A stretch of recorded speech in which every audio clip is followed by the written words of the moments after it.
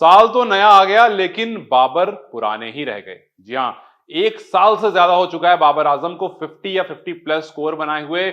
और ये बात पाकिस्तानियों के लिए काफी ज्यादा दुखद है। ये पाकिस्तान टीम इससे जूझ रही है क्योंकि ये वो खिलाड़ी है जिस पर सबसे ज्यादा उम्मीद लगाई जाती है हर मैच में, हर सीरीज में। लेकिन साल 2022 था, दिसंबर का महीना था जब लास्ट टाइम बाबर आजम ने 50 प्लस स्कोर बनाया टेस्ट में, और उसके बाद लगातार फ्लॉप हो रहे हैं बाबर। और ऑस्ट्रेलिया में खास करके काफी ज्यादा शांत रहा है बाबर का बल्ला।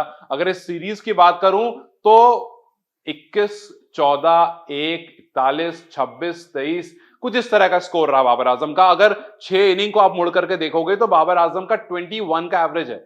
ये बाबर आजम नहीं है जिसको पाकिस्तान जानता है, जिससे पाकिस्तान बहुत ज्यादा उम्मीद लगाकर रखता है, क्योंकि पिछले 6 साल में ये सबसे बुरा एवरेज रहा है किसी भी टेस्ट सीरीज में बाबर आजम का। जी हाँ, 21 का एवरेज रहा है। आप पिछले 6 साल में कोई भी टेस्ट सीरीज उठा करके देख लेंगे, 21 नहीं पहुंचा था बाबर का एवरेज। लेकिन बाबर का एवरेज ग्रो कब होता है? स्टैट्स ये बताते हैं कि बाबर का एवरेज ग्रो तब होता है जब बाबर पाकिस्तान में खेलते हैं। मैं आपको छोटा सा स्टैट बताता हूं। जनवरी 5, 2022 बाबर का एवरेज था 42 का। उसके बाद बाबर आजम 8 मैच पाकिस्तान में खेलते हैं, 8 टेस्ट मैच पाकिस्तान में खेलते हैं। तो जो 42 का एवरेज था वो 5 जनवरी 2023 को लगभग 49.74, मतलब लगभग 50 का हो जाता है।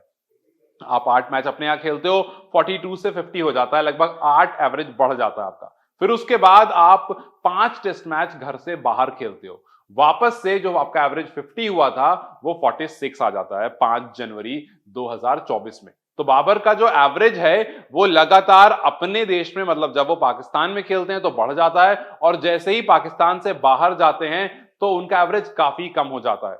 अगर आप बाबर का पिछले 3 मैच में या जो भी टेस्ट सीरीज उन्होंने खेली है ऑस्ट्रेलिया में, उसका अगर आप देखेंगे तो 2016-17 में जब वो गए थे तो सिर्फ 68 रन, जो 3 मैच की सीरीज है मैं उसकी बात कर रहा हूं, पिछले कुछ सालों में जो 3 मैच की सीरीज ऑस्ट्रेलिया में खेली गई है टेस्ट सीरीज, उसमें 68 रन 2016-17 में। 2023-24 जो अभी का साल था, 126, मतलब सेकंड लोएस्ट स्कोर है 6 के 6 इनिंग में मिलाकर के उन्होंने 126 रन बनाए। उसके बाद 2017 अगर मैं वेस्ट इंडीज की बात करूं, वेस्ट इंडीज टूर जाता है, 3 मैच की सीरीज होती है, 136 रन बनाते हैं तीनों मैच में मिलाकर के, मतलब जो 6 इनिंग वहां बैटिंग होती है उस सब में मिलाकर के 136।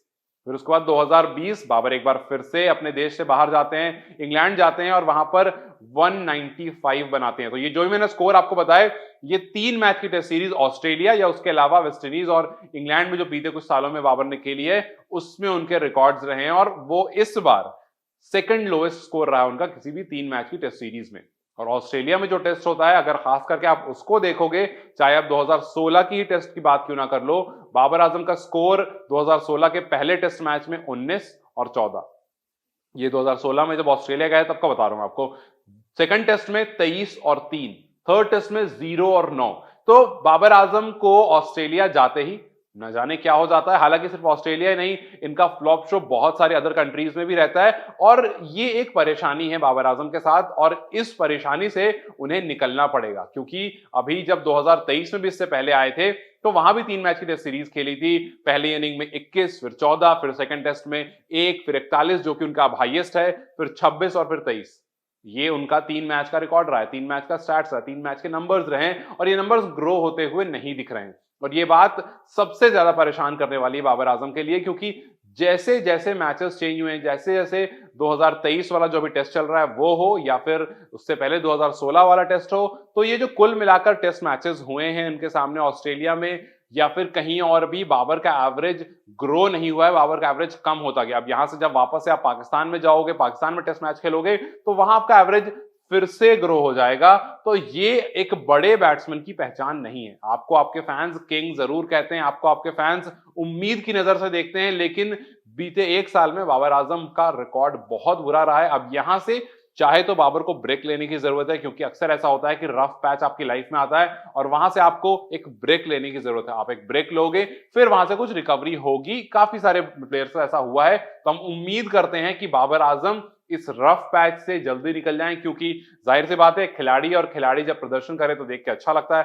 तो हम उम्मीद करते हैं कि बाबर आजम इस रफ पैच से निकले, और ये जो उनका रफ पैच रहा है बाहर कंट्रीज में, वो रिकवर हो, अपने देश में जितने अच्छी परफॉर्मेंस उनकी रहती है वो बाहर के देशों में भी आना शुरू हो।